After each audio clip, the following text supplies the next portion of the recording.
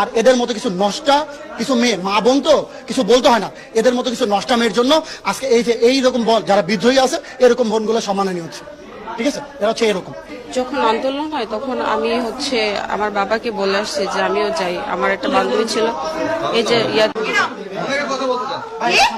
কথা বলতে দেন। আপনি সামনে আসেন, আপনি বলছেন না।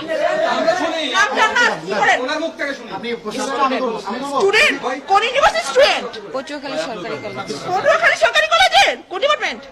সোশিওলজি। সোশিওলজি। আপনি শোনেন, আপনি স্টুডেন্ট, একটু সামনে আসেন, এখানে আসেন প্লিজ। এই দাঁড়ান। আপনার নাম? জান্নাত। জান্নাত। আপনি এখানে কেন? ভাইয়া ও আমার ফ্রেন্ড হয়, আমি দেশের বাইরে চলে যাবো। ভাই প্লিজ।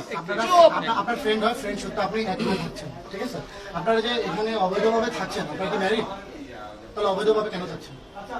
আপনি স্টুডেন্ট পরিচয় দিয়েছিলেন? Likey